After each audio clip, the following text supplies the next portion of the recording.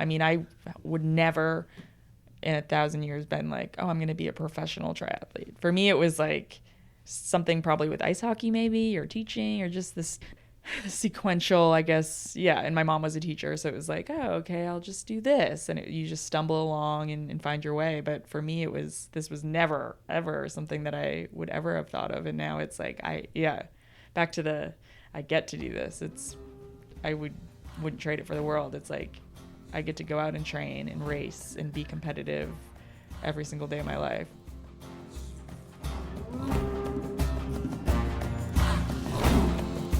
We're rolling now. Now we're in biz. Okay, here we go. What's happening, Yogi Triathlete community? Welcome to the pod, the place where we share stories of people looking, finding, and living their purpose, the kind of life that requires you to face your fears and open your heart, lift your limits, and welcome success. Not for the faint of heart. These people are risk takers, movers, and shakers who tend to reside in great levels of gratitude for the path they are paving in this life. Who am I? I'm Jess, your host, and I'm here with Yogi Triathlete's head coach, BJ, and we are sitting in the conference room, or we're in somebody's room here at Wattie Inc. headquarters with the lady of the manor, Heather Jackson. I am preaching to the choir, as most of you know who this badass champion already is. But let's just run through a few of her exceptional achievements. She is the current American Ironman record holder with her 8:39:18 performance at Ironman Arizona in 2018, which was the result of a late blooming pop of athleticism that was actually meant for Kona, but landed in Tempe. She has 4 top 5 finishes at Ironman World Championship. She is a 5-time Ironman champ, a 12-time 70.3 champ. She is wife to Wattie, and perhaps our most favorite quality, she is a native New Englander. So we know that this girl has hard work in her bones. Heather, welcome to the show. Oh, that's probably the best intro I've ever had. Right? Like growing up in New England, it's like, well, in New Hampshire too, you get this hardcoreness about yourself. Yeah, totally. It's so funny you mentioned that, because Wattie's full SoCal, born and bred, and so I remember when we first met, and we're learning each other, and I was trying to explain the massive differences of growing up out there, and just I guess more the East Coast personalities, traits that you can find in a lot of New Englanders. I know, but I love when I find New Englanders out west, because it's like I don't feel like you ever really lose that edge. Yeah. But it's like, oh yeah, like you realize there was actually, you can go somewhere where there's sun, and you can, like, there is another way to live. It's not always just like, push, hard. Yeah, exactly. Totally.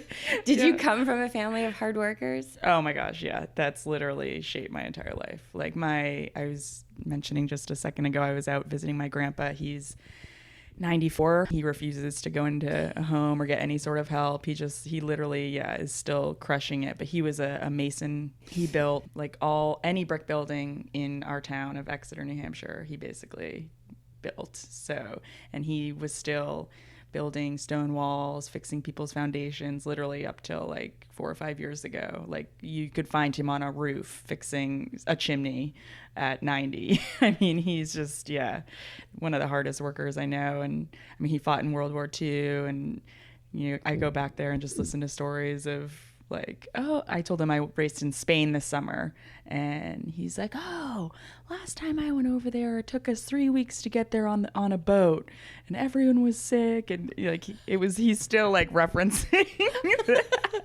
but he's lived in the same house since 1946, which he bought for I think $3,000 or something, and he tells us how his mortgage was $40, and he had to just work his butt off to try to make that every month. And it's just one example. I mean, my parents were, my mom was a gym teacher for 30 years, and my dad was a New Hampshire state trooper for 30 years. So, and they had 4 kids to support, and they were, let us do whatever we wanted. And so numerous other jobs as well, just working overtime. My mom coached every sports team you could think of just to, make it possible for me to play hockey and soccer, my sister to do gymnastics, just all they gave us. And back to just how hard they worked, and that was the family I was raised in. So for me, it was always, you want something, you have to work for it. Oh, yeah. Yeah, I remember that for sure. I used to get that all the time. Okay, well, you want it, so figure out how you're going to get it. Yes, exactly. You're hungry? This is where the kitchen is. Yeah. Come on in. We have a visitor. Hi. We have a podcast guest that just popped in to a podcast. I remember doing this at your place. That's so funny. Michael Marks is in the house. How you doing, man? Perfect. Good, I'm sorry to interrupt. That's okay. Do you No need worries. something here? A meeting, which is apparently happening somewhere else. Okay. We can edit this out. No, are you kidding me? We're keeping keeping it in. Right. You were one of our earliest guests. That's awesome. An icon of the show. Yeah. Good to see you, Michael. How funny is that? That's awesome. That's what we love about this show. You can't plan Yeah, that. that's pretty. Yeah. All right, pay him the $15 you told me I gotta pay him. So, brothers and sisters. I've heard you talk about your sister before. Yeah, my sister is my best friend. So she's 2 years below me, but I have a brother a year older than me, and then myself. Then I have a brother a year younger than me, and then my sister's 2 years younger. So literally, my parents had 1, 2, 3, 4 kids that they were raising. I mean, we were on leashes. Not, and that's not a joke. Literally. Everybody was in high school at the same time. Yeah, everybody was in high school at the same time. So were you all kind of like your mom being a gym teacher and a coach, and were you brought into athletics early? Yeah, I mean, I was ice skating on the Exeter River from, I think I was 2 or 3, like when I could stand, basically. So we were always on the ice. Soccer, basketball. A lot of mine were team sports. My sister, she had us all at gymnastics early, and then my sister was the one that took to that. And I think I lasted a couple years, but my brother got into ice hockey, my younger brother, and so I used to have to go to the early morning practices with my parents for him, and it took, I don't even know, probably less than a season, and I was complaining that I wanted to be out there with the boys. So next year, I played with the boys through high school, basically, or up till high school. But yeah, she had us in. It was more so that she refereed, she coached after school. So whatever she had that day or that season, we were also put on that team or brought to practice. It's like daycare. Yeah, exactly. I love it that she gets to tell you what to do. Exactly. Yeah, it was, I mean, for me, it was amazing. I got to try everything, basically. And then it was, I think that kind of like set me up for now with triathlon. It was this new challenge because I never did individual sports. All growing up, it was like I've just mentioned, hockey, soccer, basketball, softball, lacrosse. I played a bit of tennis, but it was mostly team sports. And so then I think coming out of college, it was like this new challenge, this individual, I guess, pursuit, like what I could do as an individual. And that was new and different and exciting. And so. And how does triathlon come into your life? Also, again, my mom. So I played ice hockey through college, and I got home. It was the summer before my senior year, and she was on a weight loss kick, and she was running local 5Ks and getting back into exercise because she had kind of just taken care of 4 kids, lost that side for herself. And so we were now grown up, and she was trying to get back to herself and getting healthy again. And so she signed up. It's funny we're talking about Cannon Mountain because it was called Race to the Face, and it was at Cannon. And you mountain bike like 12 miles, I think. A mountain bike just from outside the ski mountain. There's like a lake at the bottom, and we dropped the bikes, swam across the lake. I don't know, it wasn't that far, 500 meters or something. And then you ran up the main ski run. It was maybe whatever it is, a couple miles straight up under the main chairlift. And that was your first? That was my first triathlon triathlon ever. Yep. And that water, I think it's Echo. I want to say it's Lake. Echo Lake. Exactly. Yeah, is it? Yep, And it's super chilly, like even in the summer. Yeah, exactly. But yeah, that was my first ever. So. What was the? Can you recall that? Can you recall the biking and the swimming somewhat? You can. Yeah, I totally you visually can. can see that. Yep. What were you feeling? Like, is this just another sport, or was this? It was. What's going on? I remember early on, it wasn't like I didn't view it as a sport. I was like, this is an adventure. So for me, it was like, oh, cool. We get to like mountain bike through the woods. And then we have to get across this lake, and then we have to get up this mountain. So it wasn't the first, I guess, year I did triathlons. It was more just like this adventure. And then I started, I mean, I've always been competitive at everything I do, but it was more this, I think I took the whole thing in, and then all of a sudden it started to click, like, people do this to see how fast they can actually go versus, like, I was kind of more just enjoying. I mean, that first one was so different, obviously, than all the other ones, just bike, swim, run. For me, I remember my mom, she said how not the title sponsor, but Bodie Miller, it's like his hometown, and so one of his sponsors was behind the race, and he was going to be there participating as well. So for me, coming from, we'd also grown up skiing and snowboarding, so I was like, oh cool, Bodie Miller's going to be there. So that was kind of my like draw in, and then I slowly started learning about actually triathletes and pros and in triathlon, and be like, oh, like I want to be like they are. So you talked about being competitive, which you are. You're also joyful. So is there a joyful competitiveness that you have? And I'm leading this up because we actually saw you and Lindsay in Arizona. We snapped a photo of you guys, like, or she was helping you out. So, oh yeah, that was like the best photo. I forgot that was you guys. That's awesome. It's so cool because you can see the joy, and you're probably like so excited to be out there. But also, once you know your time, competition is on, if you have any competitive bone in your body. Right. So how do you balance the two?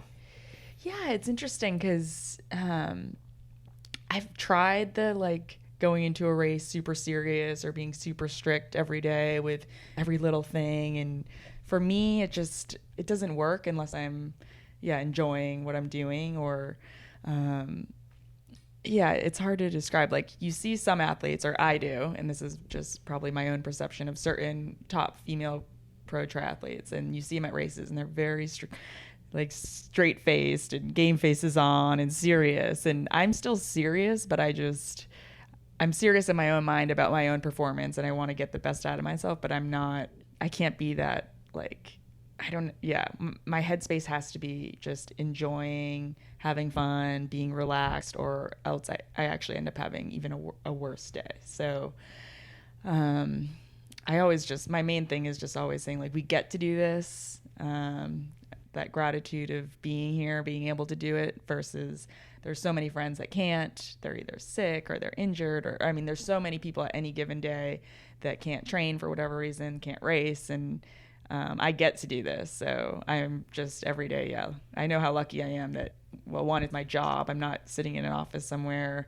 but that I'm healthy and able to do that. And so for me, I go into races that way, and that's how I get the best performance out of myself, versus like very strict with numbers and times and watching that stuff. So, and I think it's really about, and we're all trying to figure this out for ourselves, right? It's like looking at somebody else and being like, okay, that works for them, like, but it doesn't work for me, and that's okay. And so trying to figure out what it is that works for us, exactly, like individually, like what is it, what truth really, I guess you could say, is like, what's your truth that makes you the best competitor out there, on the day. And it seems to me that a big part of that is joy. Exactly. I would totally agree with that. And that gratitude too, like I get to, when we say I have to do this, or it's like I have to go to the store, it's almost like you could say it's not almost, I'm trying to censor myself here, it's totally like a victim, like I have to do it, I have no choice. Right. It's like, no, you don't have to go for a run. I mean, you don't have to. One's forcing you. Right. But Exactly. you get to. And we're, as we do have mostly athletes that listen to this, we know that gratitude can get really acute when we have an injury. And I know that you were really fortunate to not have injuries, but I was listening to an interview you did with Cal. It was like so funny. He's like so dry. But I think it was 2000, I want to say maybe it was 2014, that you had an injury. You were in Kona. You did the interview with him in Kona, but you weren't racing, but you were there anyway. And you were saying that it was like the first injury you had, that it was pretty devastating. And Yes. so for having a career of not being injured to being injured, how did that take you down, and how did you rise up from that? Yeah, man, that was, yeah. I look back on just, my triathlon career. It's 10 years now. And for me, every day, I'm like, oh my gosh, like, wow, it feels like yesterday I literally was just at Cannon Mountain doing the first one. So that, knock on wood, has been my only major injury. And I just remember that year when I look back at pictures or times from that year, it was devastating because I had never had an injury. And I think if it's your first major one, it's just, you don't even know where to start. Like your whole world is just like done. It was pretty rough for the first month. Can you share with us what it was? Oh yeah, I had a sacral stress fracture, and it's funny because not funny by any means. Sorry, wrong word. Those seem to be more and more common in triathletes, at least literally since I was like Google searching everything, like trying to talk to everyone, and it was supposedly this rare injury. And then literally since I've had one, I've just seen people share that, numerous people. I think I know I'm good friends with Ben Hoffman, and he had one last year before Kona. A lot of females have had them. I think Liz Blatchford, Sarah Haskins. I know there's a full list, but I was like, were there signs, or was it like an all of a sudden boom? For me, I remember when the pain started, I was out for a run, a longer run. And I actually darted into the woods because I had to go to the bathroom, and I kind of like fell back on my tailbone and got up and then finished my run. I still had like 4 or 5 miles to get home, and I was fine then, but it kind of felt like maybe I'd bruised back there. And then I woke up the next day and tried to run, and it was the most painful, most pain ever. So it was probably already starting or weakening, and then that fall back was... I look back, it was also the first year I was planning to step up in distance for Ironman, and I think I went from running, I don't remember, like maybe 30 something miles a week approximately when I was training for halves, I was up to like over 60 miles a week, and it was just I think I did it too quick. I'm sure that after working with PT, after they were saying if you increase your mileage too much too soon, it just wears yourself down, wears your bones down. And so I think I was already probably prone to something at that point. And I was what was that, 3 or 4 years into triathlon now, and I was still not still trying to lose weight, but I used to be probably 30 pounds heavier coming off of ice hockey. And so that for early in my career, it was like, well, I really should, I need to change my body type for this sport. And it was, for me, that meant losing quite a bit. So you were still in the really getting through the growing pains of becoming a triathlete during that time. And when you got that diagnosis and the you got to stop, how did that hit? It was, I remember, so I had to go in for an MRI, and then I had to go back the next day for the result. And she's like, yep, appears you have a sacral stress fracture. And I just started bawling uncontrollably. And I was at Wattie, I think was maybe even down here I was up in Bend, Oregon.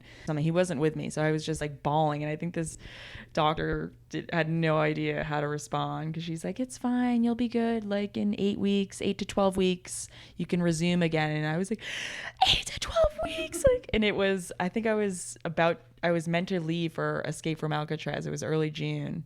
And I was just like, but I have a race on Sunday, and just bawling and screaming. And it was, that month after, I don't know if I would use the word depressed, but I was pretty down for sure. I would look out the window and see people run by and start crying, or I would just start crying all the time randomly. And I didn't know how to get out of that. It starts, and then it starts to spiral, and you think, am I ever going to get back? Will I ever be able to do what I've done or compete at the highest level? You think that you'll never be able to reach a top level again. That's all that was going through my head.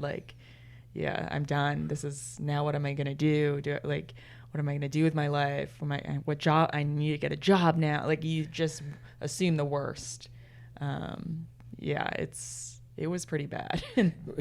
I can relate so closely with this, because I had a similar experience, and I just noticed my attachment to the sport, and who was I if I can't swim, bike, and or run every day? Like, who am I? Right. And you start to really question your identity. Did you go down that road? Yeah, for sure. It was, yeah, completely. It was like, oh, maybe I'll move back east and get back into, I was going to maybe work at a high school or somewhere and coach and teach. And I literally was like, I wonder if, like, it's going to come to that now.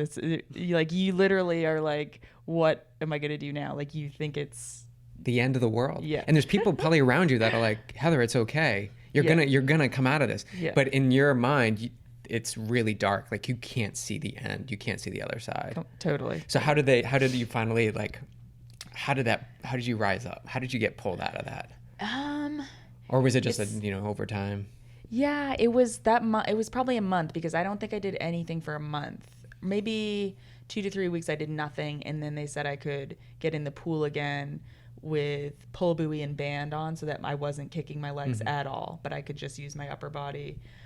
So it was those first 3 weeks where I think Wattie was down here, or he had come down for business meetings here in San Diego, and I was still up there. And I remember my sister flew up and to spend some time with me and try to help me. And I remember I still have pictures from that, and like, in the pictures we're smiling. We went up to the lakes up near Mount Bachelor and Ben, and we were paddle boarding and just hanging out, and we're smiling in all the photos. But I still see those photos, and I remember, like, how sad and upset I was, like, and she was there trying to just support me and be there for me, but it was still like just this cloud over that time frame.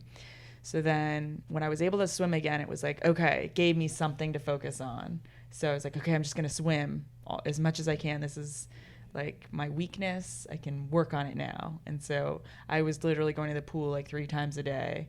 I couldn't do anything else. So might as well swim. Yeah.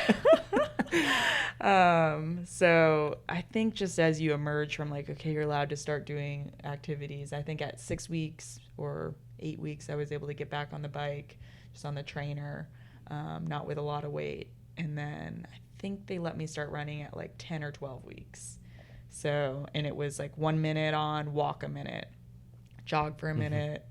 So right back to the basics. Yeah. Can you see in this opportunity that, I'm sure you can at this point, but that it happened for you and not to you? Yes. And maybe changed your perspective or experience and how one would train to boost up to the Ironman level or whatever endurance level you wanted to get at? Yeah, completely. I mean, for me, it just reinforced I get to do this, because the second it's taken away from you, and that's why I mentioned earlier, like, people who are injured at any given time in the season, and even if it's nothing and you have to miss one half Ironman, that there's another 20 the next 6 months, like, it's the end of the world, but they would still give anything in that moment to be there on the starting line, for instance, at Oceanside. So for me, it's just helped ignite that gratitude, and I haven't forgotten it since then. And knock on wood, I haven't had anything since then. It's, almost 6 years now. But it also, I think, makes you more aware of your training and not overdoing it. I'm a much more cautious athlete. I was also much younger then, so I think coming out of college and you're like, I can do anything. I'm invincible. Like, I can run. Like, oh, like, yeah, and also the East Coast mentality. Right. Like, I can grunt my way through this. Yeah, I'm tougher than all of you. I mean, and so it was more just being smarter with training ever since then. And the second I think anything's popping up, I just take a day or two or whatever it is off. And I think I'm much more, very, very cautious as compared to even friends who I train with, or and because of that, to not overdo it. It's great that you haven't had an injury, but I think that mindset is helping you. The clear example for our audience is you misfired at Kona, but then you come back at another race, because there's always another race. Right. And you nail it. So don't get too caught up in like the Kona drawback, like, okay, I didn't make it this time, because we know that's your goal, like you really want to perform well there, but there's another Ironman shortly thereafter, and you can come right back and nail it. There's always an opportunity. Yeah, for sure. I mean, I would say last year post Kona was closest in terms of a mindset that I've gotten back to the year that I was injured. I was like so down after Kona. I had put everything into it. And I honestly thought that was the best I had prepped ever for that race.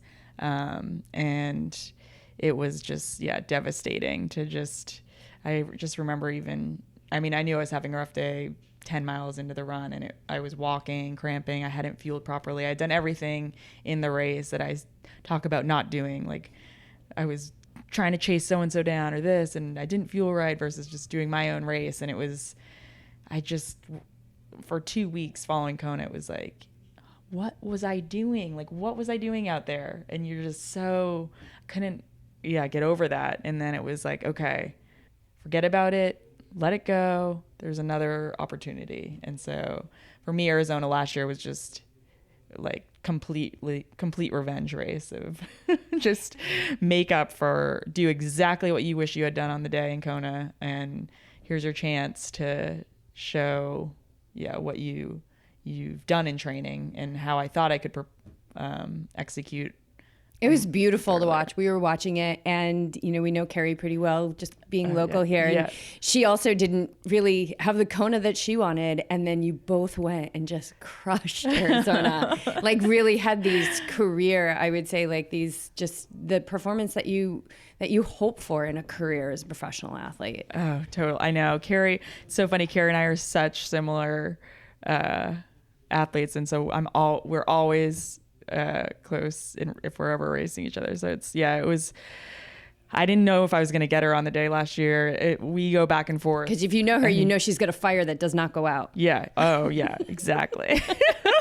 She was just ahead of me in Kona all this year too. I finally got her near the energy lab, but I could, on the run in Kona, like you can see far in the distance on that highway. So I could see her all the way up there, and it was just this like, oh my gosh, I can't tell if I'm gaining or not. And it was this slow, like, So.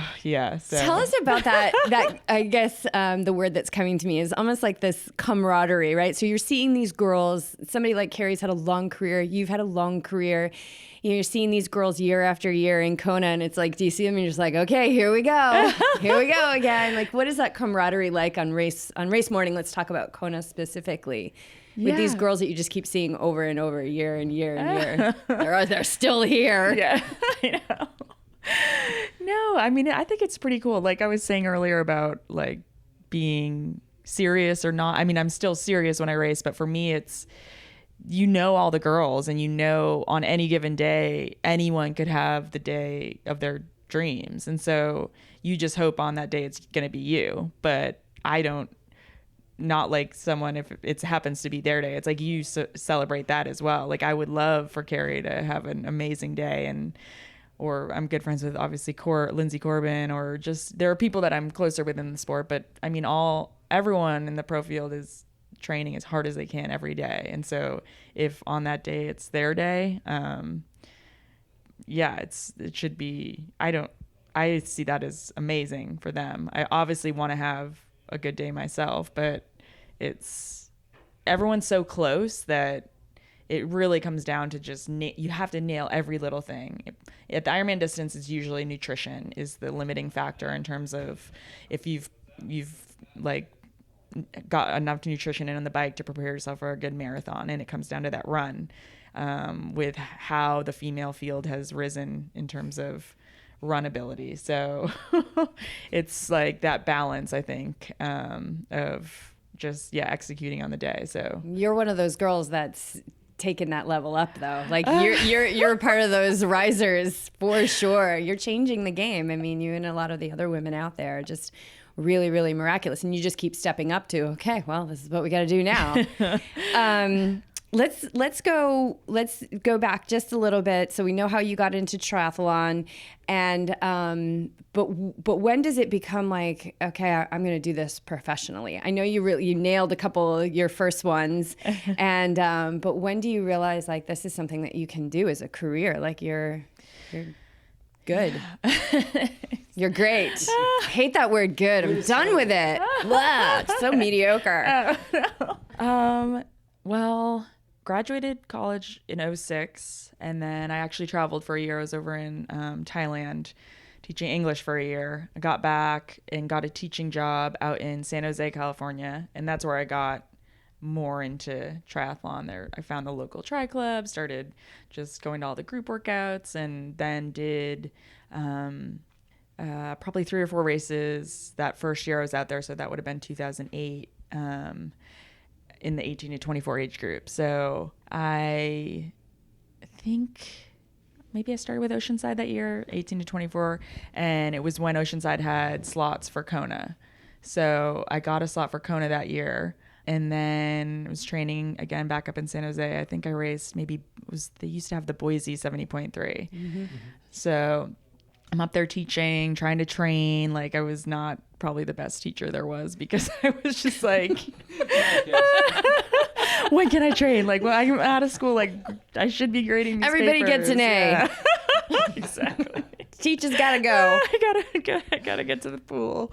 So then in that time frame, 2008, Wattie was working for Triathlete magazine at the time, and he and the editor Brad Culp drove up to the Bay Area to meet with clients. They were going to Santa Cruz to meet with a bunch of the companies over there, and then the editor Brad was going to do this story on this local tri team that I was training with at the time. I love it, and this was also you guys could meet and fall in love. Yeah, exactly.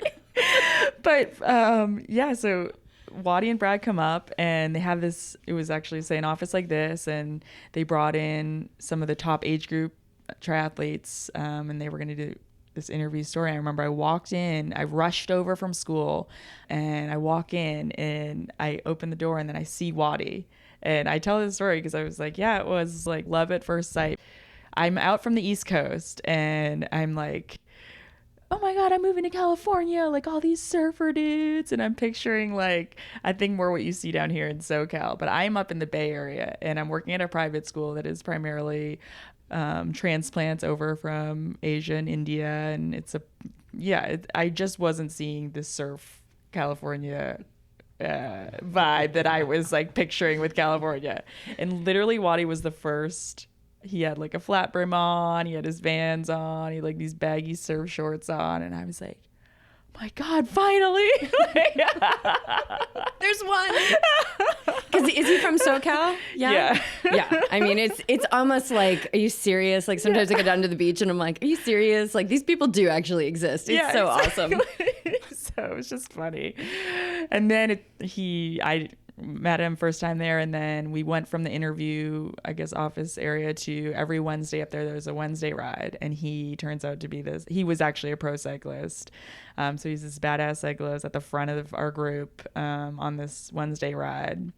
And it's basically these couple of pro male triathletes at the time would go to the front and just hammer. And it's this like 30-mile loop every Wednesday night. But there's one little kicker of a hill that you have to get over and then back to the parking lot. It's a loop, about 10 miles out, over, and then back. So if you don't make it over the hill with that group, it's always a headwind coming back into the parking lot. And so Wattie's like on the wheel and I'm on his wheel. And it was like, it has completely split up by now, and there's like 5 of us, and he's starting to get dropped a little on this climb. It's maybe less than a mile long, but I was like screaming at him like, you have to stay on their wheel, like, or else we're gonna get dropped, like it's a headwind all the way back. And he's like looking at me like, who is this girl? And so he gets on, and we make it, and it's like a group of 5 of us that just TT back. And if he didn't make it, we might be talking about a different story. I know, right? Yeah, I met this guy from SoCal. He was too soft. He couldn't hang on the wheel. He got us dropped. I don't know what happened to him. Exactly. But it didn't. It went another way. Yeah, we got back. Did you guys stay in touch after that? So we stayed. We stayed after in touch a little bit. You yelled at him? Exactly. I was like, oh man. But he, like, I think we obviously had a connection. And then I saw him in Kona that year. I raced as an age grouper that year, 2008. And then So we saw each other there, hung out, and then we kind of stayed in touch. He came up here for Oceanside. Or no, sorry, I came down here. I was still in San Jose at the time. Saw him at Oceanside. Still nothing had happened. We were just flirting a lot. And then Wildflower that year, 2009, is when we, I guess, started kind of hanging out. And so he's obviously seeing like you're a legit athlete. And did he play a part in you going pro? Exactly. So yeah, Wildflower 2009, he was like, just move down to San Diego. I'll help you out. Like, you can move in with me, quit teaching and just give this thing a go. Like, you can always go back to teaching. So I went back from Wildflower in May and told the principal, like, I was giving him my notice. I wasn't going to return. So school year ended early June, and Wattie flew up. We rented a U-Haul. He packed my house up, and then I moved down here. And I was still getting paid, because you still get paid 12 months for teaching. So I was still getting, like, I knew I had 6 more checks coming, like, bi-weekly payments through August. So I was like, okay. Like, it's all good. Yeah, it's what all are we good. I gotta figure this out quick. So what happens when August comes and the paychecks stop? Did it get scary? I got my pro card, and then I remember my first pro race was in July out at Providence 70.3. Oh yeah. Right. And so we flew back east. So we were staying with my parents, who were still living in Exeter. That was like the 2 transition zone year, wasn't Yes. it? Yes. Did you guys do that one? We did it. BJ did it in 11. Okay. So I did it in 2010 or 2009. 2009. Yeah, that was my first pro race. So yeah, because you swim out. Swim in Narragansett Narragansett. Bay, right? Oh. In Nary Bay. Or was it the pond? I don't know. Was it the It was, ocean? it was ocean. Oh, so Yeah. it was Narragansett then. Okay. Yeah. And then biked all the way into town, and then it was near Providence Place Mall was the transition, and then the run. Yeah, there's some legit hills in yeah. like that city too. Yeah. I remember that run course. Yeah, it was pretty hilly. I can't remember the prize purse, but I think it was one of the first years, so there weren't too many pro females, and so I ended up getting third on the day. And so I think it wasn't a big prize purse. I think I made like $2,000, maybe $2 or $3,000. And I was like, yes, like we're good until like November now. And like, so it was like totally one of those, like literally it was race to race. So, I did that one. And then I think Timberman. So we went back east for 2 months, stayed at my parents, like, But they don't have it anymore. I It's know, the or best. Moose Man. Those were like Moose my Man, favorite. I did that half. You did the Olympic. BJ did the Olympic. That was another great one. Yeah, Loved that all race. of those. And actually, we grew up. My grandparents lived in. They have a house actually in between Winnipesaukee and Squam Lake, so it literally was Moose Man easy. Like Moose Man, we were super close to, and then That's in Bristol. Yes. I think, yeah. Yep. Bristol. and then Timberman was Wolfboro. Yes.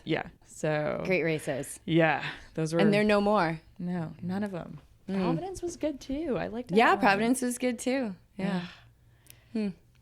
So. So you're good till November. Like this is amazing, right? Wait, did you get the big check? Is this your first big check? Oh, like man. the big printed out? Yeah, Or no? I've gotten a few of those. Yeah, I don't think at that one. Yeah, exactly. I would have if I got that. Now, but Wattie also makes a professional move too, right? Does he drop these safe paychecks at around the same time? Yeah, so that was that summer, July, August 2009, and then it was around September, I think, September, October. We get back from East Coast out here. We were living in Oceanside. And yeah, he was just miserable with the job. He had been doing it it was his first job, I guess, out of school. So he'd been at it for now like 10 or 12 years. And he was just over it and he was done with it. And he's a very like creative, artistic person. And this was just this kind of not satisfying. You can only suppress that for so long, and then it will turn into misery. Like I can't.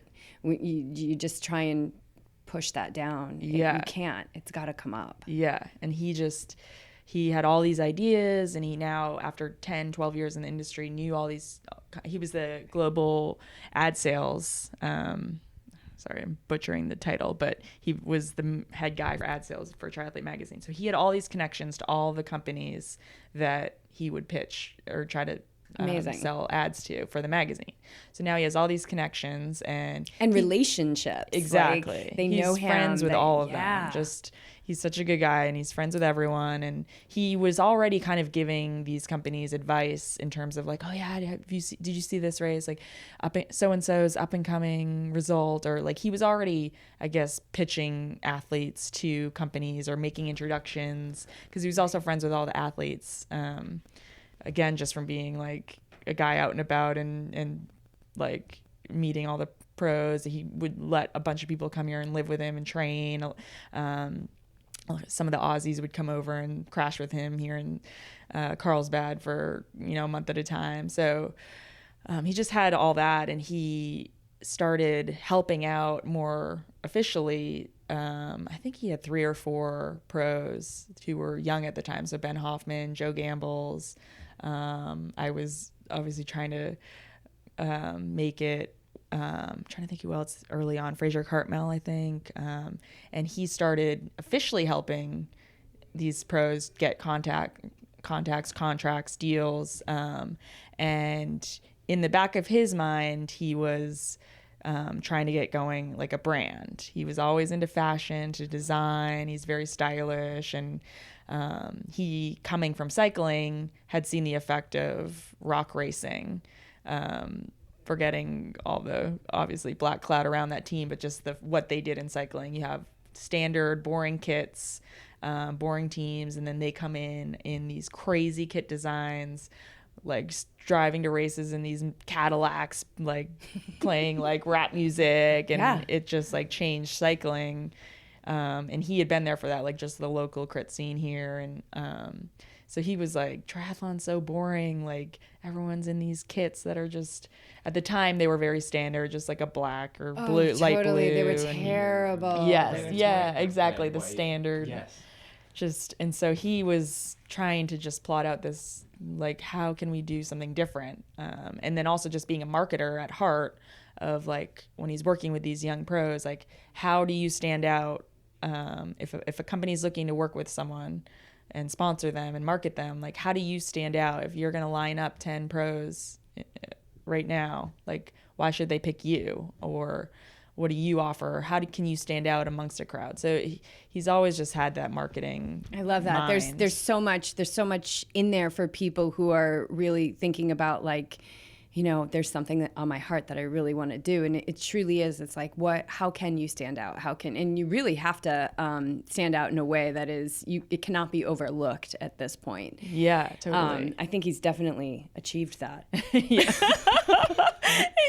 Did it ever, it seemed like you had really good momentum, and he had great connection. So, it was almost like if he didn't make the step, it was like, oh, dude, no, you got to make the step. Yeah. Did it ever get scary though? Was there ever doubt? Like, holy crap, what did we just do? Yeah. So he had this idea. He starts helping pros, and then he quits his job at Triathlete. But similarly, I think he had like a certain amount of money in the bank from that.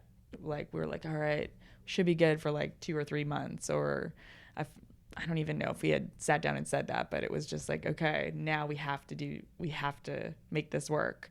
So we actually packed up our Oceanside condo and moved in. We moved all our stuff into storage, and then his mom lives up in like Torrance, Redondo Beach area. So we went up and we lived with her. I think it was like December, January. And then it was like, okay, we got to get out of here. We went back east. I think it was around then. Oh, maybe it was after Oceanside. Moved back east. My parents were still in Exeter. So we were, living out of a storage unit. So we didn't have to pay rent at that time. And then... And you always had your grandpa's house and his $40 mortgage. Exactly. So it was definitely scary for sure. And it was like, what is the next move? And this was when Wattie started our age group team. And again, from his contacts, with all these companies, he pitched this team idea to some of those early on sponsors that we had. It was like K-Swiss when they were big in the team. I can't even remember those early on ones, but he was able to pitch, okay, we're going to start this team. We'll market it. I will be the one. He really put himself on the line. Like, we're going to make them stand out at races. We're going to do all this. You know, he had this full deck and he pitched it to 4 or 5 companies.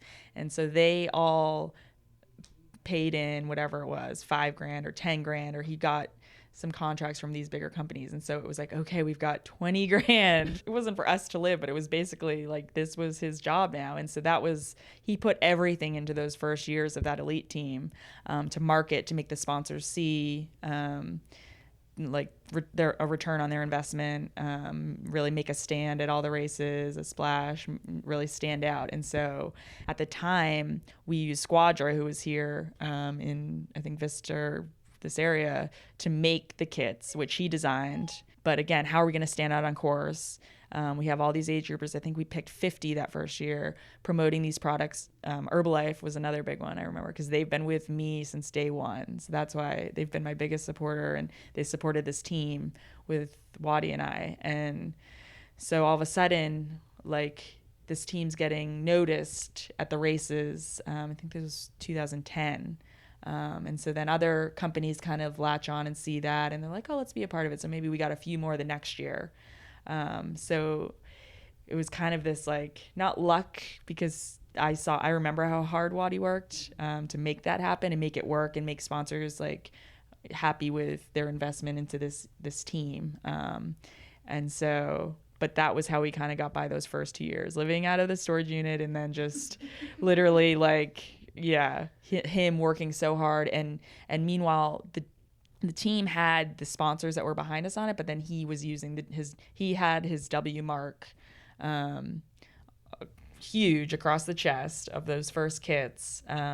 And he was still helping some of those pros that I mentioned, the early on ones that he was having. He basically said to these pros, I'm not going to take commission on any of the deals I get you, but can you wear this W on your kit? And so if you see some of these pros that are now, like, Ben Hoffman's gotten second in Kona, like, you look back on old pictures, like, he was rocking the W early on. And it's pretty cool to just see how 10 years later, that's how it started. It got it out there. So you were seeing it on age groupers, and then you were also seeing it on some pros. And then fast forward 2014, when Wattie and Ryan, Katie's partner, had cycled together, just over the years, and Ryan was looking for a new venture, and Ryan's like, I'll take care of the manufacturing side of things down here. Opens up here we are today, a factory to make this stuff, because we were still using Squadra that entire time of producing kits. So 2013, we start actually, like, designing patterns. I was, like, testing all these prototypes. They were hand sewing things and, like, telling me to go run in it. And then 2014 we got everything up and running and actually make the stuff here, versus using an outside vendor. So just taking step after step after step. So if someone listening to this is like, I want to do that, like, I want to follow, I want to see what it's like to pursue what others potentially see impossible. And that's what I wanted to ask you is, in your tight-knit community, or the people surrounding you, did you have people that are like, you guys are crazy, you guys, what Everyone. Are you doing?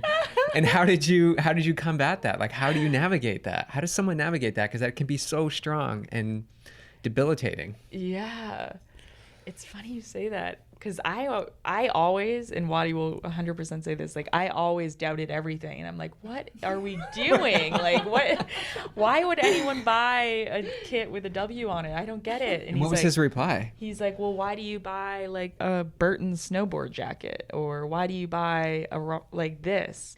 And I'm like, I don't know, it's cool, I like it, I like that.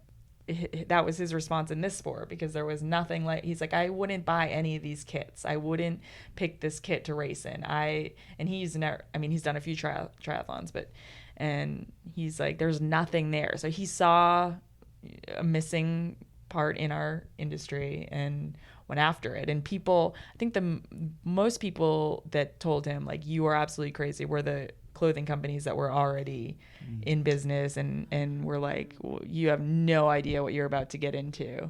And so, every time we would hear that from the various companies, I'd be like, yeah, I agree. But he was the one that was like, nope, we're doing it. We're like, yeah. So I don't even know. I credit it all to Wattie.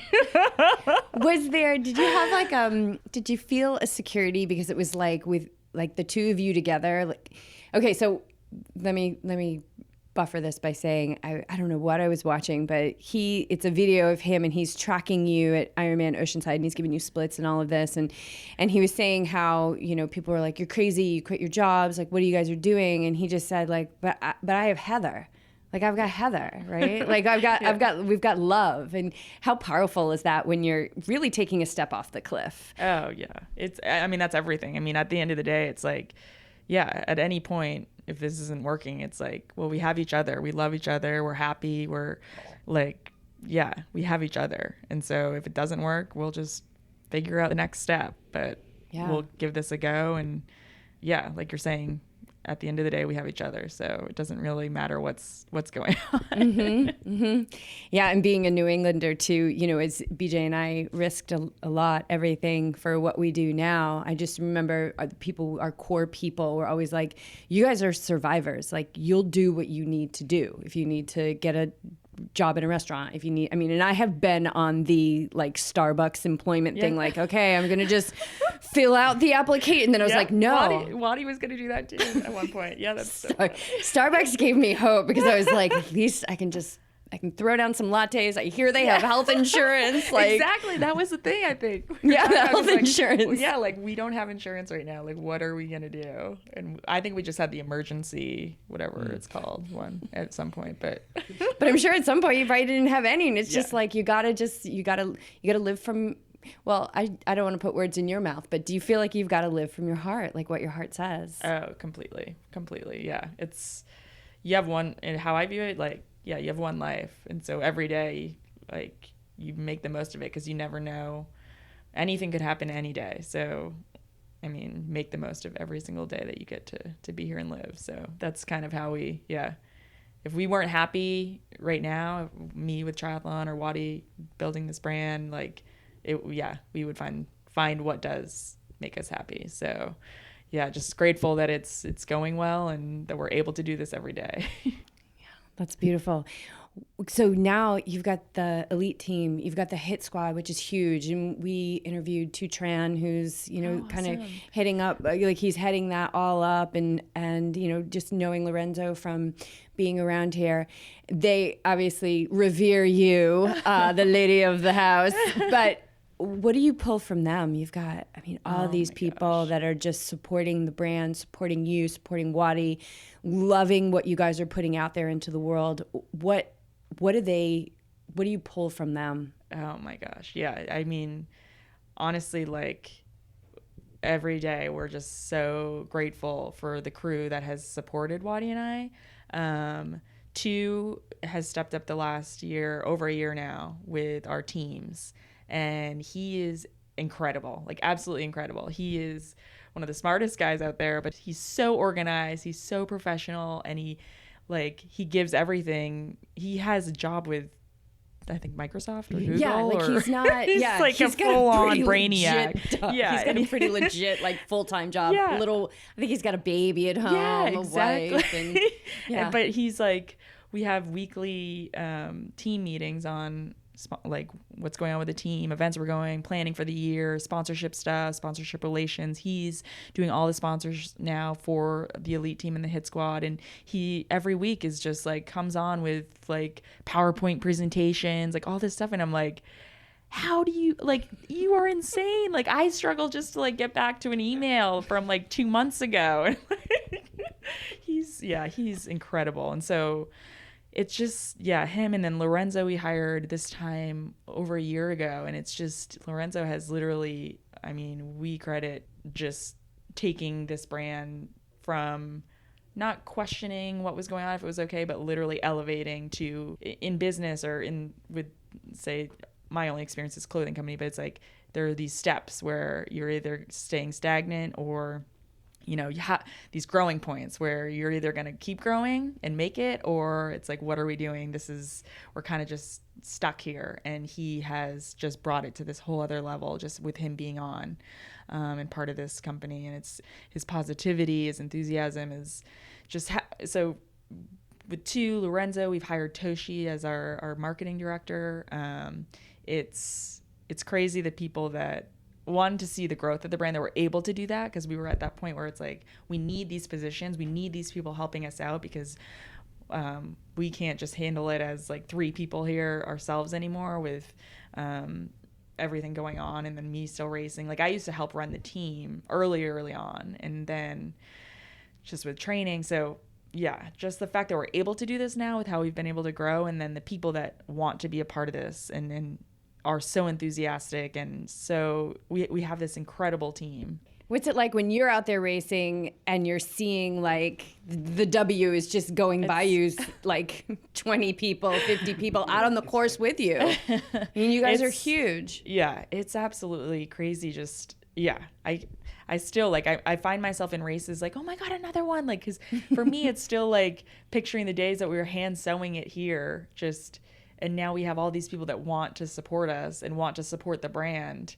and are out on course, like wearing something that we made. And I still see every single kit like that of like, oh my God, like you spent money on something we made. And it's a brand that when you're buying a Wattie piece, it's like you're supporting Wattie and I, because that's what it was. It started as just, and for me, it's like Wattie's dream and what he wanted to create. And I always doubted him and thought this wasn't going to happen. And so now, like, whenever I see it, I'm like, wow, like this is what he wanted to do. And it's here in flesh and really happening. But you're doing the same exact thing with your own life.